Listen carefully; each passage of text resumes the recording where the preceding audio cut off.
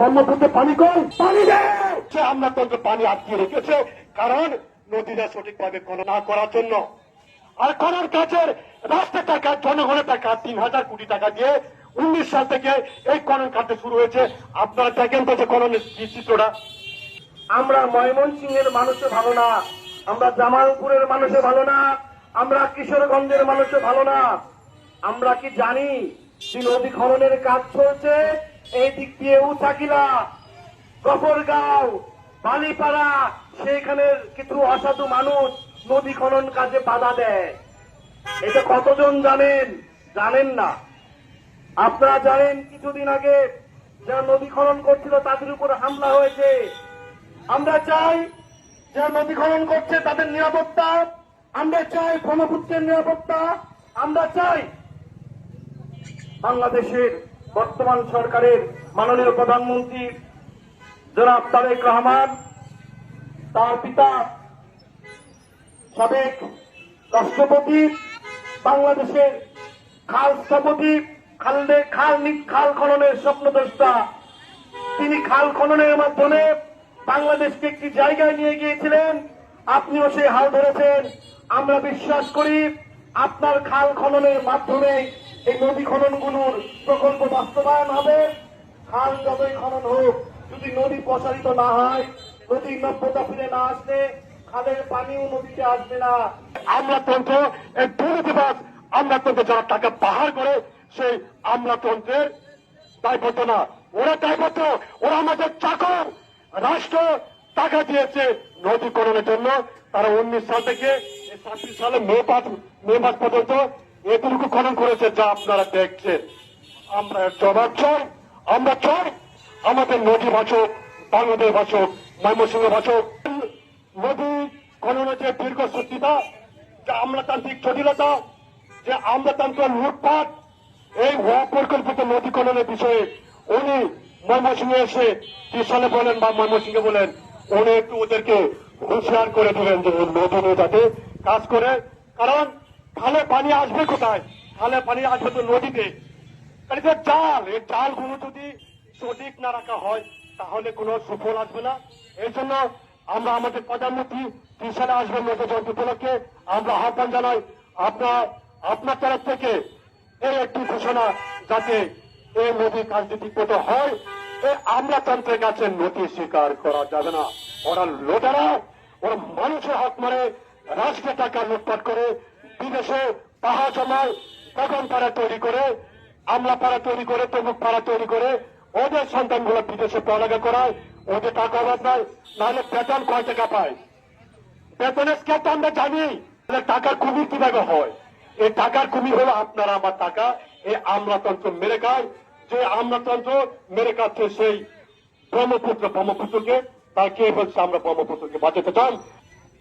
ব্রহ্মপুত্র নদ একটি ইতিহাস, একটি বৃহৎ ইতিহাস। সেই চীন থেকে তিব্বত হয়ে কৈলাস পর্বতকে 2টি রাউন্ড দিয়ে ভারতে অন্য নাম দিয়ে বাংলাদেশে ঢুকেছে ব্রহ্মপুত্র নদ হয়ে। আপনারা লক্ষ্য করবেন যে বাংলাদেশে মাত্র 2টি পুরুষ নদ আছে আর সবগুলো নদী। যেই সমাজে পুরুষ কমে যায় সেই সমাজে নারীর অবহেলা বেড়ে যায়। বাংলাদেশে আছে মাত্র 2টি পুরুষ নদী। ভাই, অন্যান্য নদীগুলোকে সচল রাখতে হলেও তো 2টা পুরুষের দরকার নাকি?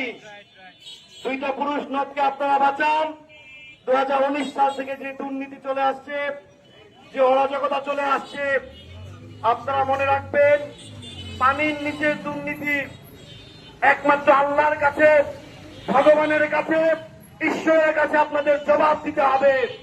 রাষ্ট্রের টাকা, জনগণের টাকা, এই টাকার কি হচ্ছে, 19 সাল থেকে কি করে হচ্ছে না হচ্ছে তার একটি হিসাব, আপডেট তথ্য এবং যুক্তিসঙ্গত তথ্য যা দলিল দস্তাবেজ সহ এই বিআইডব্লিউ প্রকাশ করে আমাদের প্রচার মাধ্যমে, গণমাধ্যমে মানুষের জানার অধিকার রয়েছে।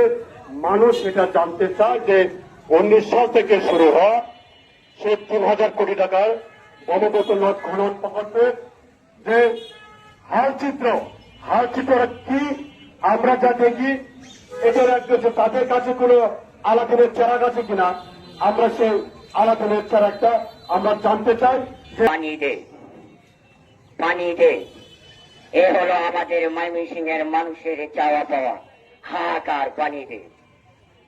পানি কোথায় পাবো? নদী নামে খালকে করেছে ড্রেন। আমাদের বৃহৎ ব্রহ্মপুত্র নদী, এই ব্রহ্মপুত্র নদীর তীরবর্তীর সন্তান হিসাবে আমি প্রিয় সচেতনবাসী, প্রিয় ময়মনসিংহবাসী সকলের কাছে দৃষ্টি আকর্ষণ করে বলতে চাই, আমাদের এই ইতিহাস, ঐতিহ্য এবং শিক্ষা নগরী ময়মনসিংহ শহর, এই ময়মনসিংহ শহরের সবুজ শ্যামলে ঘেরা আমাদের এই ব্রহ্মপুত্র নদী, যে নদী আমাদের মাতৃত্বের কথা বলে, আমাদের সুখ দুঃখের কথা বলে। যখনই আমাদের ময়মনসিংহের মানুষের মনে দুঃখ কষ্ট হয়, তখনই আমরা ব্রহ্মপুত্র নদীর পারে চলে আসি।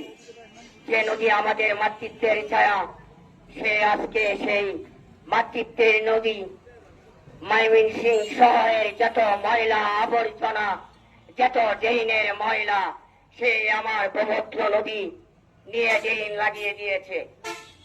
পুরা ময়মনসিংহ শহরের ময়লা আবর্জনা পানি ব্রহ্মপুত্র নদীর পানি দূষিত করে দিচ্ছে। ব্রহ্মপুত্র নদীর দুধারে মানুষের পরিবেশ ভারসাম্য রক্ষা নামে নষ্ট হচ্ছে। ব্রহ্মপুত্র নদীর খনন নামে তামাশা চলছে। ব্রহ্মপুত্র দুইটা একই সুতোয় গাঁথা। আমরা যদি এই ব্রহ্মপুত্রকে বাঁচাতে না পারি, মনে হয় না যে ময়মনসিংহ নামের সাথে এই ব্রহ্মপুত্র নদ আর এই নামটা আসবে। আমরা দেখেছি ময়মনসিংহে অঞ্চলের যে ময়লাগুলো আছে, সিটি কর্পোরেশন বৃহৎ হচ্ছে, ময়মনসিংহ জনসংখ্যা বৃদ্ধি পাচ্ছে এবং সিটি কর্পোরেশনের যে বজ্র ময়লাগুলো আছে সেগুলো কিন্তু ব্রহ্মপুত্র নদে একটা সুনির্দিষ্ট জায়গায় কোনো পরিকল্পনাবিহীন এখানে ফেলা হয়, যার ফলে নদীর ওই পার এবং এই পারের মানুষ যারা আছে, এই পরিবেশ, এই বায়ুর যে দূষণ, সেই পরিবেশ থেকে আমরা কিন্তু বাঁচতে পারি নাই।